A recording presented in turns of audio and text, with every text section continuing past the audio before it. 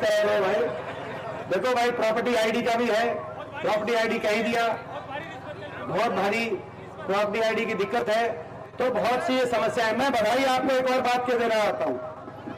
लोकसभा चुनाव हुआ, देश में 22 प्रदेशों में चुनाव हुआ, सबसे ज्यादा अगर विपक्ष का वोट, इंडिया गठबंधन का वोट अगर सबसे ज्यादा आया तो वो दक्षिण के तमिलनाडु में जहां स्टालिन मुख्यमंत्री हैं इंडिया गठबंधन के, या कर्नाटक में जहां इंडिया कांग्रेस गठबंधन, इंडिया गठबंधन के सिद्धारमैया जी मुख्यमंत्री हैं, या केरल में, या तेलंगाना में जहां मेरे दोस्त रेवंत रेड्डी जी मुख्यमंत्री हैं, किसी और प्रदेश में, हिमाचल में जहां कांग्रेस सरकार है, सुखू जी मुख्य। देश में 28 प्रदेशों में अगर सबसे ज्यादा विपक्ष को, कांग्रेस को वोट कहीं मिला तो 47.6% वोट हरियाणा के अंदर मिला। पिछली बार आपको याद होगा, पिछली बार बीजेपी की 80 सीटों पर बढ़त आई थी और कांग्रेस की 10 सीटों पर बढ़त आई थी लोकसभा चुनाव में, तभी इन्होंने नारा दिया था 75 पार। इस बार तो जिनकी 80 सीटों पर बढ़त आई थी वो तो इस बार कितने पे आ गए, 80 से लुढ़क 44 पे कांग्रेस से पीछे चले गए। कांग्रेस 46 सीटों पर लोकसभा में बढ़त आई है। और जेजेपी भी एक पार्टी थी पिछली बार, जेजेपी की पार्टी का क्या हुआ आपको पता है? पता चल गया कि नहीं पता चल गया? हरियाणा में 2 मुकाबले होंगे, एक तो कांग्रेस और बीजेपी का, जिसमें कांग्रेस जीत रही है, बीजेपी को हरा रही है, और बड़े बहुमत के साथ जो लोकसभा में जैसे हमने इनको हराया, एक मुकाबला कांग्रेस और बीजेपी का है। लोकसभा में ना सिर्फ हम 5 लोकसभा सीट जीते, लेकिन ज्यादा मत प्रतिशत भी कांग्रेस को मिला, मैं आपको बधाई देता हूं, और ज्यादा सीटों पर भी कांग्रेस को बढ़त मिली बीजेपी से। और भाई दूसरा मुकाबला चल रहा है दुष्यंत चौटाला और INLD और नोटा का मुकाबला चल रहा है। नोटा आगे आएंगे कि ये आगे आएंगे? तो भाई ये ऐसे भी लोग आएंगे बीच में, ऐसे भी लोग आएंगे बीजेपी के इशारे पे राजनीति करने वाले ये लोग हैं, बीजेपी की बी टीम के लोग हैं। जो बीजेपी कहती है वही ये लोग करते हैं। भाई ऐसे लोगों को कहने से जो है आप सबको मैं कहना चाहता हूं, ऐसे लोगों के इस चक्कर में मत आना। आप हरियाणा में बदलाव के लिए कांग्रेस पार्टी का साथ देना। कांग्रेस का हमारा संकल्प है हरियाणा को आगे लेके जाने का। मैं समझता हूं आज पटौदी हल्के के सभी मैंने सारे लीडर्स को और सभी कार्यकर्ताओं को बधाई तो दी, लेकिन एक कसर रहेगी, थोड़ी कसर रहेगी थोड़ी। भाई ये यात्रा जो है थोड़ी लंबी हो सकती थी कि नहीं हो सकती थी? जितने चले उससे आपका भी जी नहीं भरा, हमारा भी जी नहीं भरा। मान गए कि नहीं मान गए? तो भाई जब सरकार बनेगी तो धन्यवादी यात्रा करेंगे, तो धन्यवादी यात्रा पटौदी से रेली मंडी तक पूरी धन्यवादी यात्रा करेंगे। और उसमें भी साथ चलने के लिए तैयार है ना? ठीक है, उसमें क्या चलने तैयार होंगे? भाई आपको चुनौती दे दी आज पटौदी ने चुनौती दे दी। आज जो पटौदी के अंदर 10,000 आदमी साथ चला है, कुलदीप आपको चुनौती दे दी। बागली से ऊपर पटौदी कांग्रेस को जिताने का काम करेगी, ये आज विश्वास दिला दिया लोगों ने। और भाई दिल से लगाओ करवाने का काम करेंगे वाल्मीकि समाज के लिए। यहाँ पे अपना पोजीशन वाला भी आपका काम चलाने का काम करेंगे। और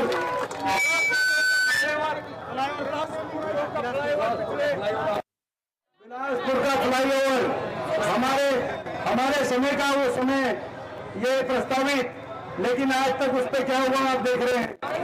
बताओ भाई, बिलासपुर का फ्लाईओवर पे वो जो हमारे समय में प्रस्तावित था, 10 साल में क्या किया इन्होंने भत्ता बिठाने के अलावा? किसी गांव में कोई काम विकास देखा आपने? किसी गांव में देखा? तो भाई इसीलिए बीजेपी से हिसाब तो लेंगे, हिसाब भी लेंगे।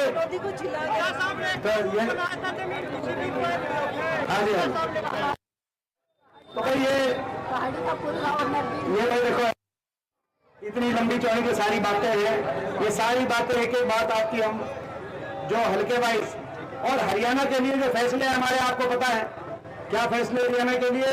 सबसे पहली कदम से क्या करेंगे? सबसे पहले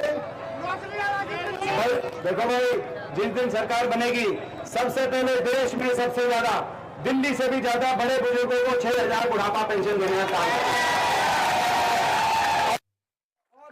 पेंशन के लिए किसी को डीसी ऑफिस जाने पड़ेंगे। ये जो उन्होंने सिस्टम बना दिया, पोर्टल और आईडीओ का जन विरोधी पोर्टल और जन विरोधी और जन सुविधाएं लेने के लिए लोगों को अफसरों के चक्कर में काटने पड़ेंगे। अफसरों को जन सुविधा देने के लिए लोगों किसी का अंगूठा नहीं मिलता। मैं नारनौल में गया नांगल चौधरी में एक गांव में नांगल चौधरी में बड़े बुजुर्गों की पेंशन कटी हुई थी। नांगल चौधरी में एक गांव में साथ कुछ बोलते हैं। उस दिन कौन साथ था? नांगल चौधरी हम चले थे। ये रेवाड़ी के कुछ साथी साथ थे। ये चंद्रभान भी, ये 80 बड़े बुजुर्गों की पेंशन, किसी के नाम की स्पेलिंग गलत होगी वो चक्कर काट रहा है, 4 चक्कर काट दिए, मगर जितनी पेंशन मिलती है किराए में। और किसी का नाम की स्पेलिंग गड़बड़, किसी का अंगूठा नहीं मिला वो गड़बड़, किसी के राशन कार्ड में गड़बड़ी। और राशन डिपो इतना दूर कि अपना राशन डिपो पे जाते हो तो अपना किराया लगा के राशन डिपो पे गरीब आदमी के दुख से सरकार को लेना नहीं है। हर गरीब आदमी को जन सुविधाएं देना सरकार का काम है। उसके घर पे जाके जन सुविधाएं, पेंशन हो या राशन हो, गरीब आदमी को उसके घर पे होम डिलीवरी कराने का काम कांग्रेस पार्टी की सरकार करेगी। आज मैं कहना चाहता हूं, अधिकारियों को चक्कर काटने पड़ेंगे, जो अधिकारी चक्कर नहीं काटेगा। ये हमारा संकल्प है। और भाई ये जो आज अदानी जैसे बड़े उद्योगपति बिजली के घरानों से समझौते करके देश में सबसे ज्यादा महंगी बिजली आज हरियाणा के अंदर, तो ये महंगी बिजली जाएगी और 300 यूनिट बिजली में राहत दिलवाने का भी हम काम करेंगे। 100 गज के प्लॉट की स्कीम दोबारा से 100 गज के प्लॉट की स्कीम गरीब आदमी के लिए दोबारा से शुरू करने का काम करेंगे। और मकान, मैं पूछना चाहता हूं आपसे, 10 साल में इनकी सरकार में, क्योंकि 100 गज के प्लॉट की स्कीम भी खत्म कर दी कांग्रेस की और इंदिरा आवास योजना की स्कीम भी खत्म कर दी, 10 साल में कोई मकान आया किसी गांव में? मैं आपसे पूछना चाहता हूं, किसी गरीब आदमी कोई मकान नहीं आया।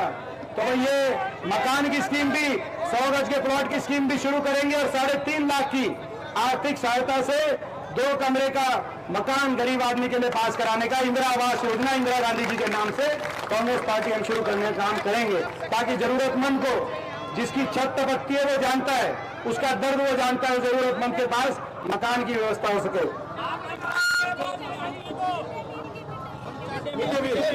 मिड डे मील आपने देखा है, मिड डे मील, सफाई कर्मचारी हो, मनरेगा हो, मिड डे मील हो, ये सारी योजनाओं पे ग्रहण लग गया बीजेपी का। तो ये जो मिड डे मील, आशा वर्कर, आंगनवाड़ी, सफाई कर्मचारी और जो है मनरेगा की जो हमारी सारी जो मांग पत्र आपके आ गए हैं हमारे पास, हमारी सरकार चलेगी वो मिड डे मील वर्कर्स के लिए चलेगी, आंगनवाड़ियों के लिए चलेगी, आशा वर्कर के लिए चलेगी, मनरेगा के मजदूरों के लिए चलेगी। ये भी हम, और भाई खिलाड़ियों को पदक लाओ पद पाओ की नीति खिलाड़ियों को मिलनी चाहिए कि नहीं मिलनी चाहिए? खिलाड़ियों का मान सम्मान, पूरे देश में हमारे खिलाड़ियों का सम्मान ऊपर हो, ऐसी व्यवस्था करेंगे। और पहली कैबिनेट में, कांग्रेस पार्टी के पहली कैबिनेट में प्रस्ताव, केंद्र में प्रस्ताव भेजेंगे पहली कैबिनेट में कि अग्निवीर योजना समाप्त करके फौज की पक्की भर्ती दोबारा शुरू करी जाए फौज में, और फौज में अहीर रेजिमेंट की गठन हो। ये लड़ाई करेंगे। तो ये साथ, लेकिन जब खिलाड़ी, हमारी 6 ओलंपिक खिलाड़ी विजेता बेटियां बैठी थी, अपने आप के लिए न्याय की लड़ाई लड़ रही थी, तो उनके फोन नहीं सुने गए। उस समय इनके फोन नहीं सुने, अब इनको फोन करके बधाई दे रही हैं। हमारी बेटियों की, खिलाड़ियों का अपमान, सरपंचों का अपमान, सरपंच अपने अधिकार के हक मांगने गए थे चंडीगढ़, क्या बनी सरपंचों के साथ? कर्मचारी ओल्ड पेंशन स्कीम मांगने गए थे, क्या बनी कर्मचारियों के साथ? कर्मचारियों पर लाठीचार्ज। तो आपने देखा अहीर रेजिमेंट की मांग लेकर हमारे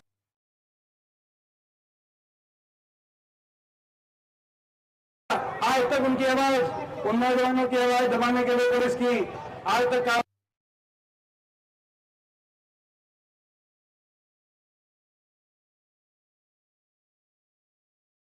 चली गई। अहंकार इतना हो गया, पहले एससी समाज के अधिकारों को छीनने का काम किया गया और उसके बाद बाबा साहब के संविधान को ललकारा गया। बीजेपी ने कहा कि 400 पार का नारा कि हम संविधान को कुचल देंगे, और उसके बाद लोगों ने बीजेपी के घमंड को कुचल दिया वो 400 पार का नारा बीजेपी का अल्पमत की सरकार है। जैसे हरियाणा में ये बीजेपी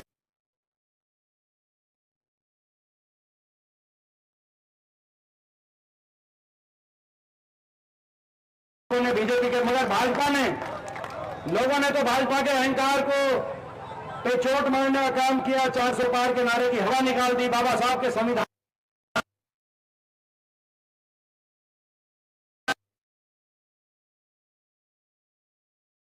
जैसे 10 साल से पहले चल रहे थे। मैं आपसे पूछना चाहता हूं, बीजेपी की इस तानाशाही को बीजेपी की तानाशाही को वोट की चोट से आप जवाब, आज अहंकार इतना कि हम जब हिसाब मांग रहे हैं कि 10 साल हरियाणा का बेटा क्यों बैठा, 10 साल सबसे ज्यादा बेरोजगारी हरियाणा में क्यों, 10 साल सबसे ज्यादा महंगाई हरियाणा में क्यों, 10 साल के बाद सबसे ज्यादा अपराध और सबसे ज्यादा क्राइम रेट आज हरियाणा में क्यों, आज गरीब आदमी की स्कीम्स को क्यों बंद किया। जब हम ये हिसाब मांगते हैं तो कहते हैं हिसाब नहीं देंगे, हम तो हिसाब लेने वाले हैं। ऐसा अहंकार, भारतीय जनता पार्टी का अहंकार तो किसी का नहीं टिका है। देखो भाई, अहंकार तो किसी का टिका नहीं है।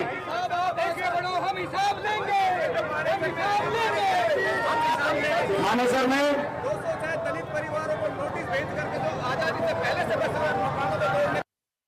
जो दलित हमारे परिवार हैं, 206 मकान जो आजादी से पहले बसे हुए थे, आजादी से पहले से बसे हुए थे, वहां पे नोटिस भेज रहे हैं। और आईएमटी मानेसर में जबरदस्त जमीन अधिग्रहण में किसान कितने लंबे समय धरने बैठे हैं, उनकी सुनवाई नहीं हो रही।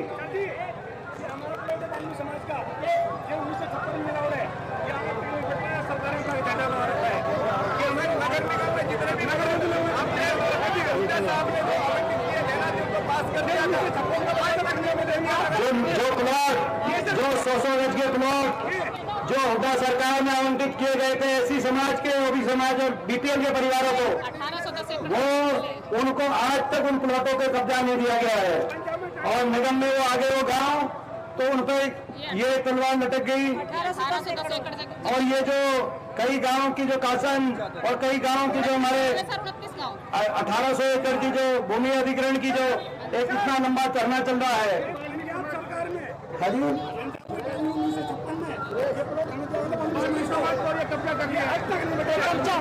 ये अब तक ये वाल्मीकि समाज को जो प्लॉट मिले थे, आज तक उनको पोजीशन नहीं मिली है। आज ये ना उनको आज तक पोजीशन नहीं मिली है। ये जो सारी बातें आप बता रहे हैं, ये हम 90 के 90 विधानसभाओं का भी हम एक अपना घोषणा पत्र बना रहे हैं। उसमें जो बातें आज आपके बीच में इसीलिए हम आए हैं, ये सारी बातें उसमें रखेंगे।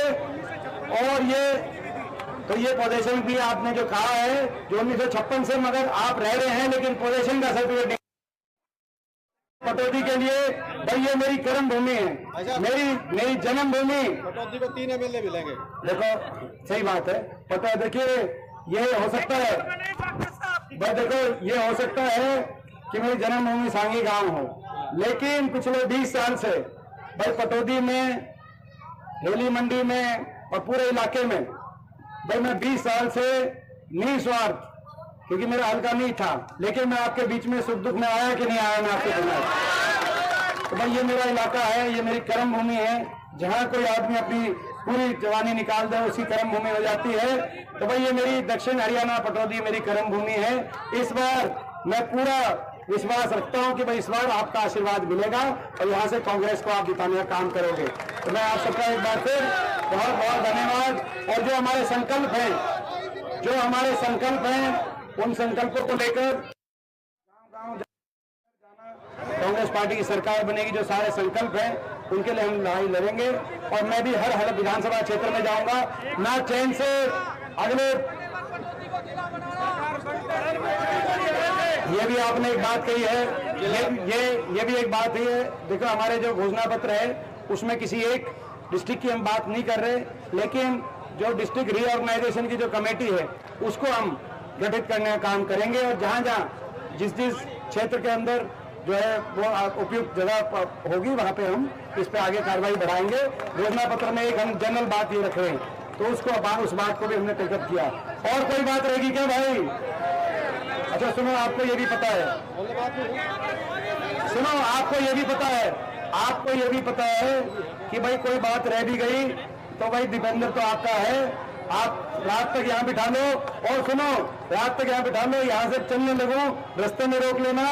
और भाई कोई जो है सरकार आ गई तो भाई आपको ये विश्वास होना चाहिए, सरकार आ गई तो भाई दीपेंद्र तो आपका बच्चा है, आप कान पकड़ के काम करा सकते हो। भाई आपको पता है जो है टिकट जमीना है वो भी कराई जाएगी, ये भी कांग्रेस के घोषणा पत्र में है। बाकी आपकी जो वो बात है वो आप मेरे को अलग से बताओ। जातिगत जनगणना कांग्रेस पार्टी कराने का काम करेगी ताकि हर वर्ग को उनकी संख्या के अनुसार हक मिले। ये हमारी केंद्रीय पार्टी ने भी केंद्रीय घोषणा पत्र में भी किया, हरियाणा में हम अलग से एक सरकार बनते ही कराएंगे जातिगत जनगणना। ये आगे बात समझता हूँ कि ऐसा पटौदी में हम भी सरकार भी देखी है, विपक्ष भी देखा है। मैं भी 20 साल से लगातार पटौदी में आता रहता हूँ, लेकिन आज जो पटौदी में ये नजारा जो मैं देख रहा हूँ, मैं समझता हूँ इतिहास आपने रखने का काम किया है। और ये यहाँ से जो विधायक हमारे कुलदीप भट्ट जी, मैं इनको कहना चाहता हूँ कि भाई अब तो पटौदी लगता है कि बादली से कंपटीशन में आ गया, पटौदी ऐसा दिखाई दे रहा है, आज ये दिखाई ऐसा दे रहा है। तो ये और मैं देख रहा हूँ, खास तौर पर मैं बधाई देता हूँ कि हमारी माताएं और बहनें, इतनी बड़ी संख्या में जो माताएं और बहनें आई हैं आज इस प्रोग्राम में, इतिहास रचने का काम पटौदी ने किया है। मैं विश्वास दिलाता हूं अपनी माताओं बहनों को, आपने जो आज मेहनत करी है, जो पसीना बहाया है, ये पसीना व्यर्थ नहीं जाएगा। हरियाणा में आपकी सरकार लेके आएगा और जल्दी हरियाणा में बदलाव लेके आएगा।